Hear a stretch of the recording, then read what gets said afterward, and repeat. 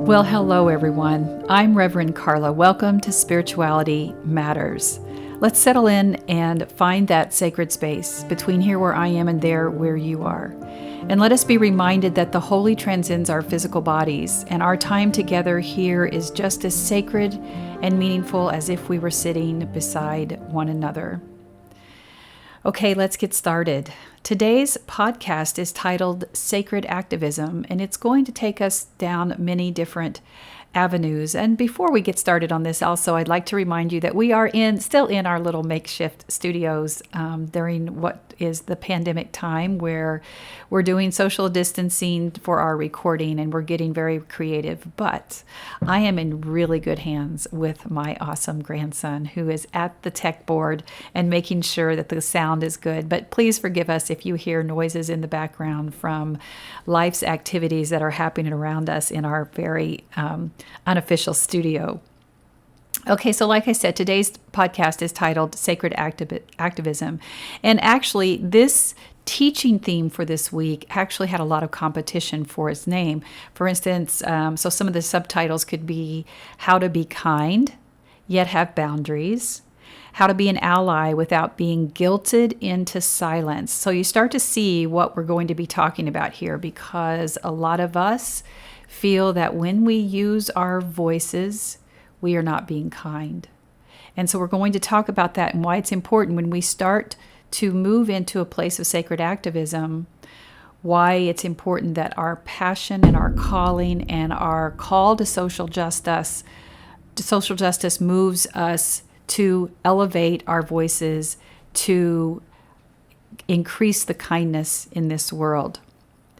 So let's start with just talking about what is sacred activism, because I'm sure you've heard the word activist, and sometimes there's a negative connotation with just the word activist. If someone describes themselves, you could use it negatively, like you say, oh, that person's an activist. So you think that they are almost antagonistic just to upset the status quo. Well, the reality is that the status quo often lives in comfort zones. The status quo is about how people live in their comfortable means, and if it means that they have to scooch over in the table of humanity, that's not comfortable for them. So they see activism as in a negative way. So if we put the word sacred with activism, all of a sudden those of us who do spend quite a bit of our lives devoted to some kind of activist movement and cause, we understand that that's coming from a deeper place inside us that's connected to the holy. So it's not just about being antagonistic, it's about moving humanity forward. And sometimes that might lead people to believe it's antagonistic. If you're the one that has to scoot over, or you're being perceived that somehow your rights are being hampered upon so that someone else can have their rights. And that isn't the same as asking for someone else to have human rights. So for instance, what I mean for that, when we as Americans, many of us, especially in the white communities, are afforded rights that what we consider are inalienable rights. But however, when you look at marginalized populations, whether it's the Black, Indigenous, people of color populations, immigrants, people like that, if you ask them if they feel like they have equal rights, the large majority will tell you that they don't, because the statistics prove that is the case. So just because someone in this country is asking for basic human rights that elevate their rights to the same as yours and mine, doesn't mean that your rights are marginalized.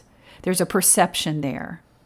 So this is about claiming the word activism into a place where it is sacred, where it is holy, where it is meaningful, where it is part of working for the good of the whole.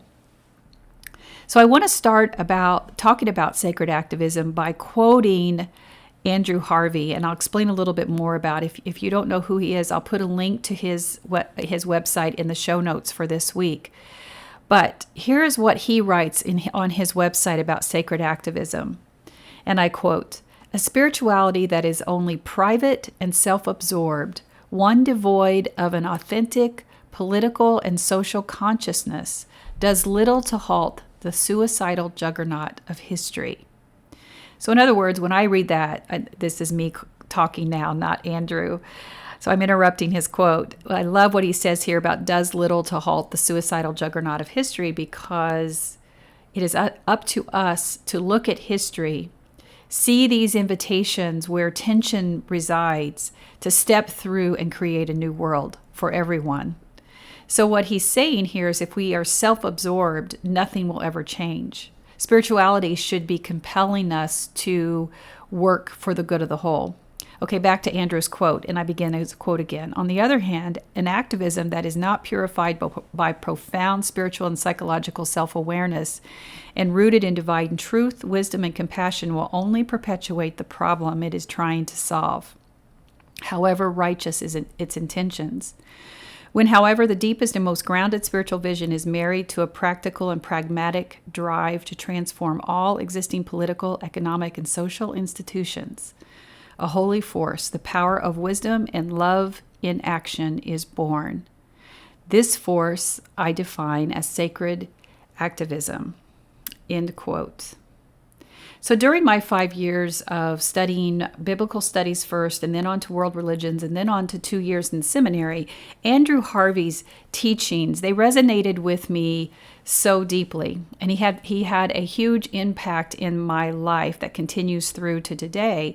And I also am very drawn to his teachings on sacred activism. He actually has an institute called the Foundation for the Institute for Sacred Activism.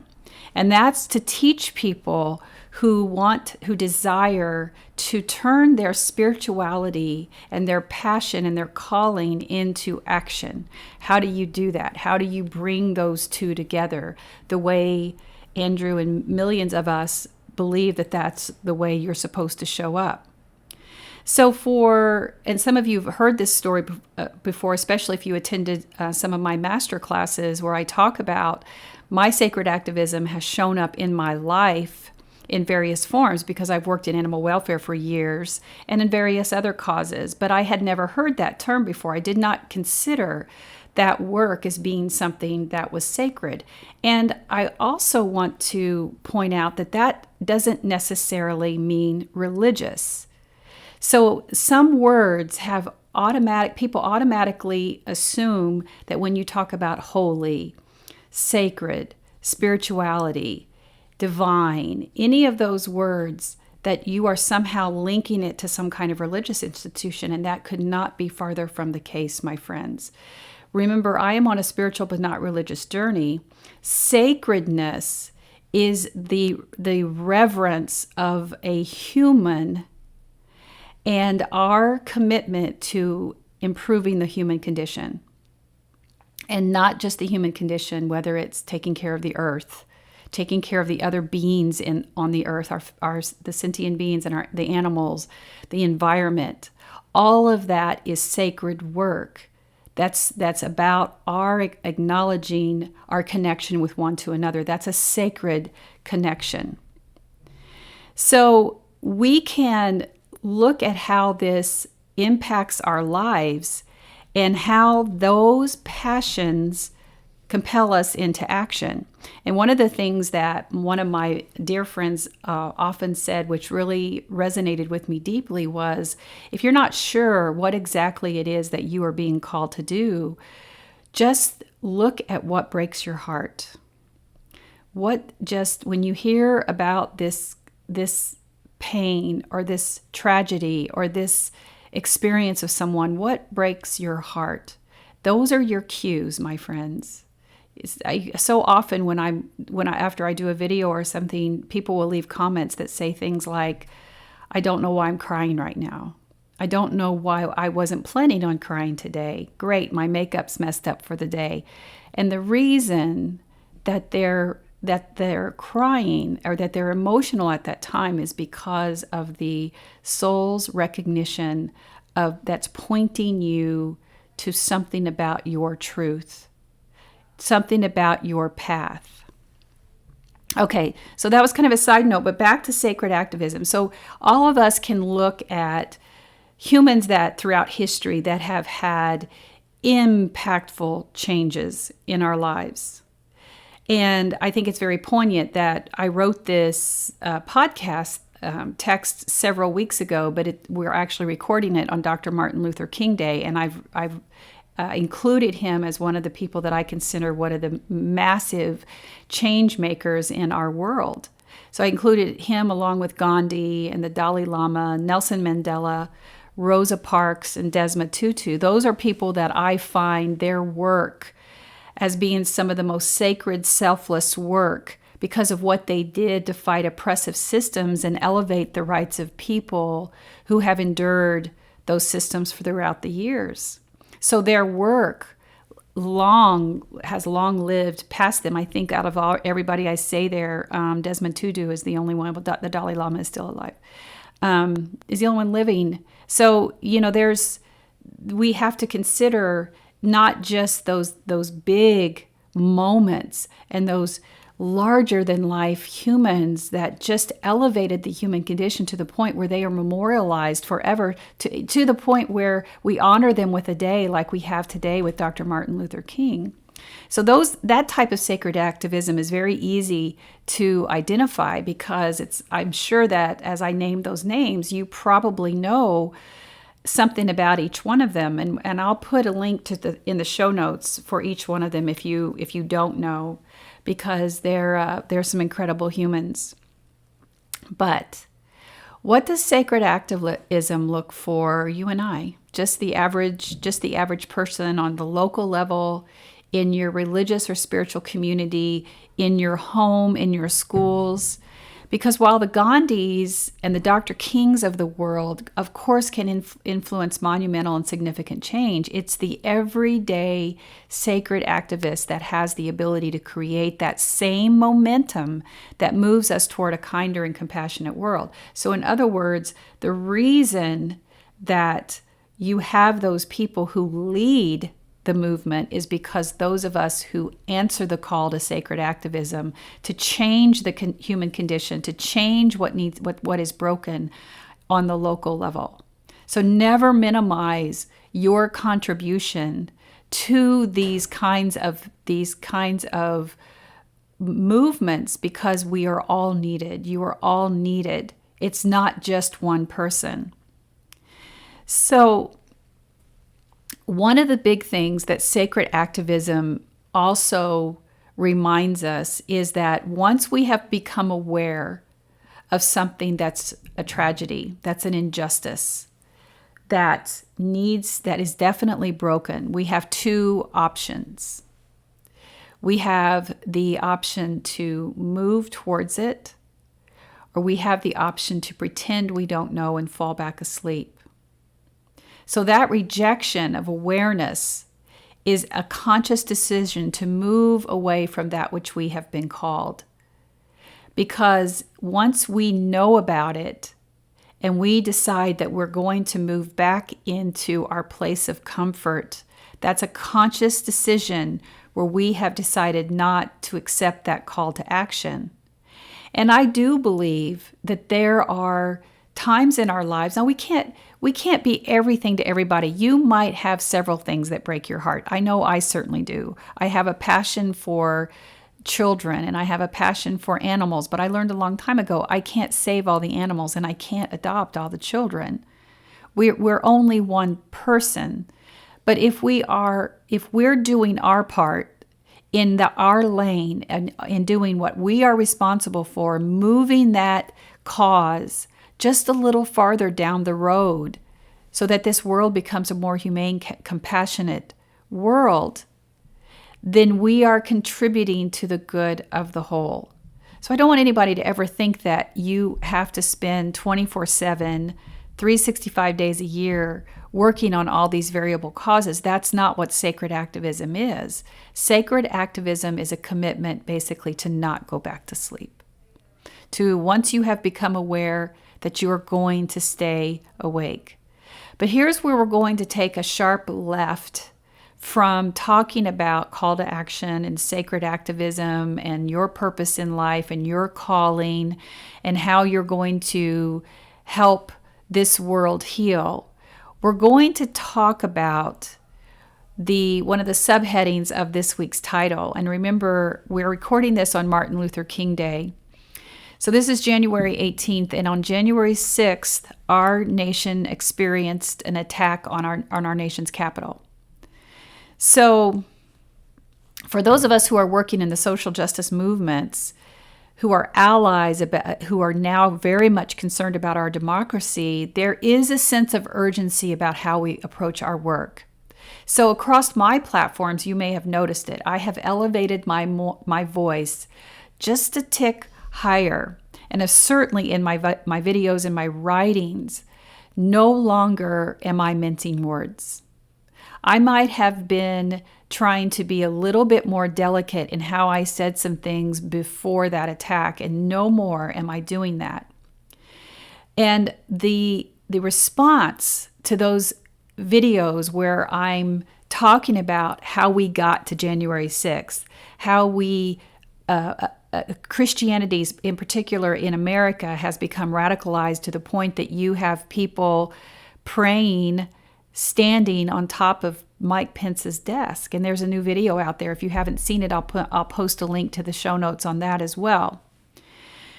So make sure that you go back to episode 19 if you haven't heard that yet, where I talk about the radicalization of American Christianity and its role in the state of our nation, because that's very important. But back to this not mincing words. Here's what I want to say to you. You can be kind and still be an ally. You can be kind and use your voice and your resources to push back against oppression and any phobic belief or ideology that oppresses or marginalizes any human. And you can be kind and still call out racism, homophobia, sexism, patriarchy, xenophobia, bullying, and so on. This is one of the most common questions I get asked, particularly after I post a video where I'm pushing back on any kind of racist, homophobic, or sexist belief. And sometimes I'm posting a video about all of those. But one of the most common questions I'll get is, I really appreciate your voice. And I appreciate what you're doing and the way you are able to do it using a kind voice. I'm really trying to learn how to do that. And I'm afraid I'm going to hurt somebody's feelings. So there's some iteration of those kinds of questions that come up. But every time I see one, especially these past 2 weeks, every time I see one, it does give me pause. Because those kinds of questions and many of the comments, it's always an opportunity for self-reflection. Am I staying in my lane? I know I elevated my sense of urgency about what I'm talking about now, because now we have seen what happens when hatred takes action. Now we have seen that within our country. So the first thing I think of when people label me as being kind in my videos, as being kind in my responses, the first thing I have to ask myself is yes. I have to ask myself, have I been? And I can come back and say, yes, I have. Because even if I am calling out racism, sexism, homophobia, whatever it is that I'm calling out, because I'm asking for social justice and equity, we're asking for basic human rights for everyone in this country. It is not offensive, or it should not be offensive to you if I am asking for those rights, even if they compromise your religious beliefs. Because somewhere along the line in this country, religious beliefs, primarily Christian beliefs, became the filter through which politics were enforced and mandated. Legislation became active through that lens. That's why you had people who opposed the end of slavery by justifying it with Scripture, opposed women voting by justifying it in Scripture, and the people praying at the Capitol after they just literally abused police officers and entered illegally into the Capitol, and yet they're praying in the Senate room. So, because that's a justification. So what happens is the mirror of America right now that we're looking into shows us that there is a belief that religion, the religious belief, is about the Christian belief being protected. And anything that you do to elevate the human condition for basic human rights, for LGBTQIA humans, for Black humans, for BIPOC, whatever it is compromising those religious beliefs.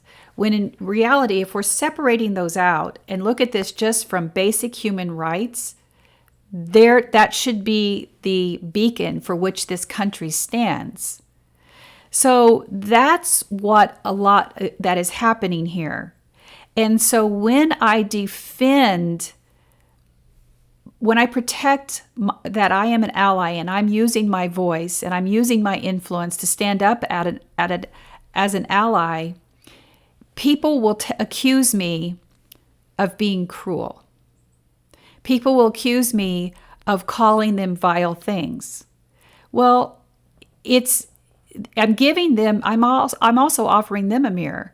Because if you're using your religious beliefs to justify the suppression of anyone, that's a phobic belief.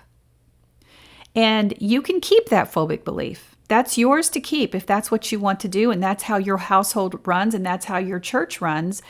That's absolutely fine. But when it's mired in politics, that's where the human rights element comes into play. And so we have to make sure that phobic beliefs are not being used to mandate our government policies.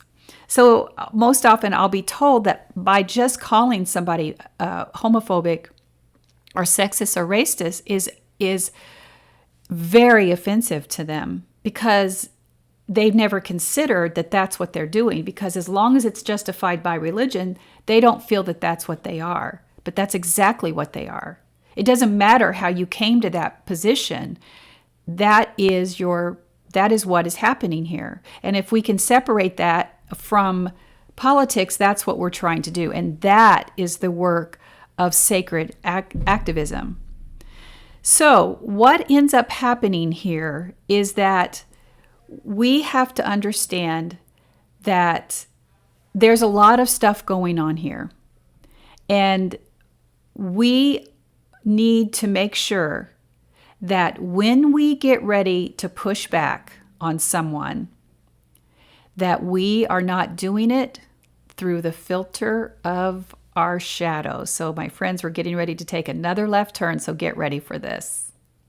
Now, I realize we're taking another left turn here, but this is very important, especially for those of you who have reached out to me to say, I want to use my voice. I want to do it in a way that's as impactful and meaningful as you, and as respectful as you can be, as I seem to be. Okay, that's all wonderful.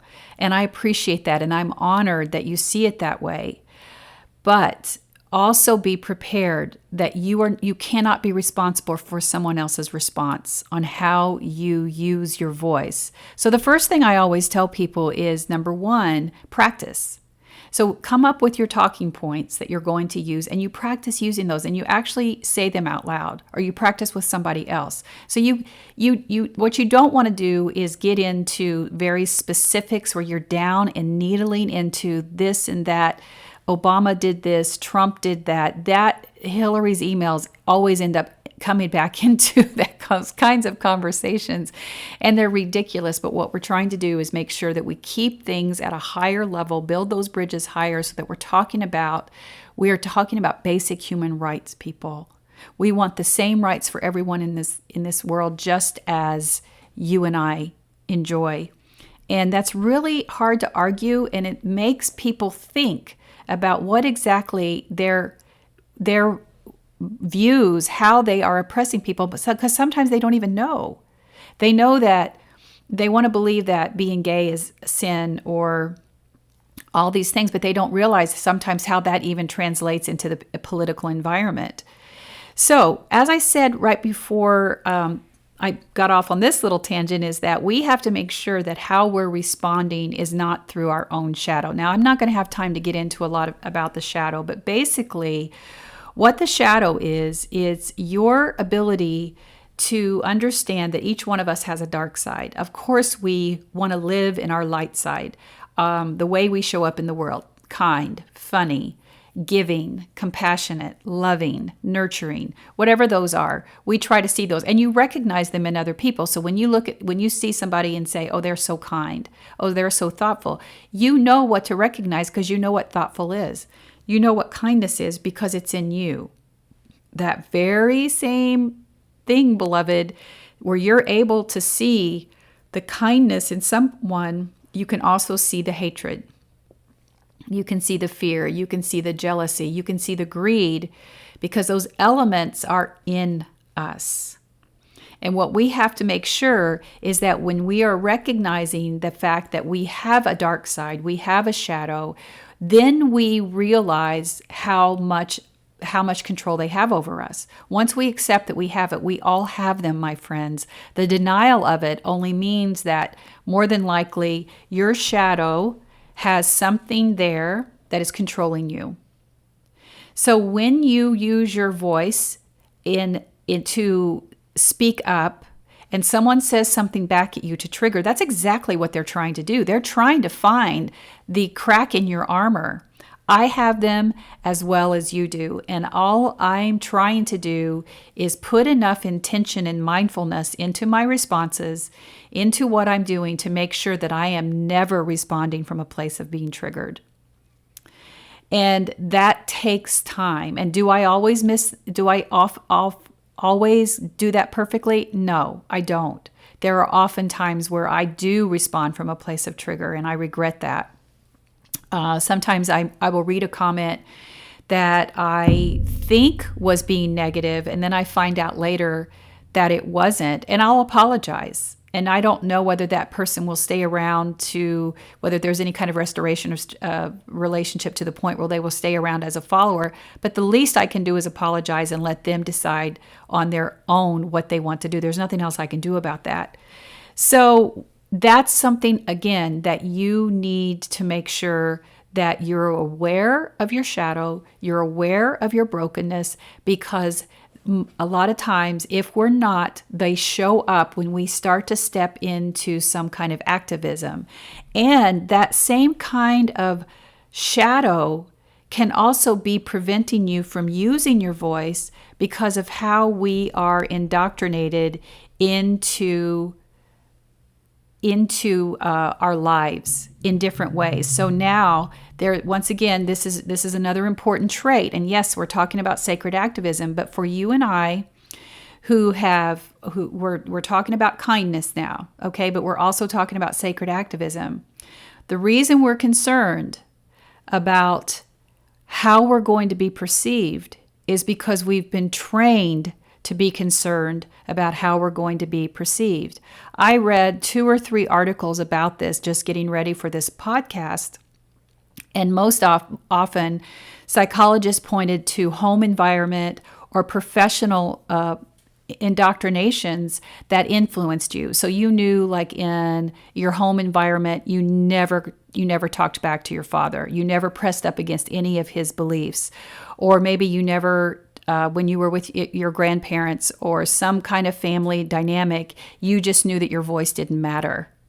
So that's the condition. So anytime that you come up against something that you don't agree with, it's going to go through that filter of experience. And it's going to be very hard for you to break through it until you learn that that's the indoctrination, that's the experience. Your body, your mind, your ego, everything is now rising up to protect you and saying, don't do that, because you know what happens when you use your voice. Same goes in professional environments. So if you have a boss who's not willing to hear reasonable suggestions or pushback or alternatives to how to do things, and so they are operating from their shadow, they don't know it, but yet you are beholden to it because they're your superior. You are conditioned to not use your voice, to mute what you truly feel because they're not open to it. But I was very surprised at how all those articles that I read, not one of them mentioned the indoctrination of religion. And most of us, a lot of people who follow me, you and I have that indoctrination. Many of you are spiraling out of organized religion. You are on a spiritual but not religious path now.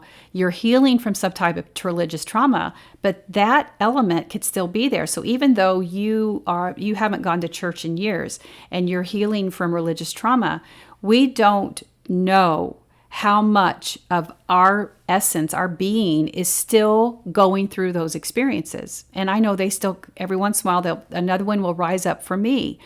So as a person that was indoctrinated into church, I was taught that my questions proved I had a lack of faith. That when I pushed back on an interpretation of scripture because I read something else that contradicted that, or my own research contradicted what I was being taught, I was told I was a doubting Thomas. And so all these things that would be planted in my head that basically said if I did not accept 100% what was being spoon-fed from me from the pulpit, I was the problem.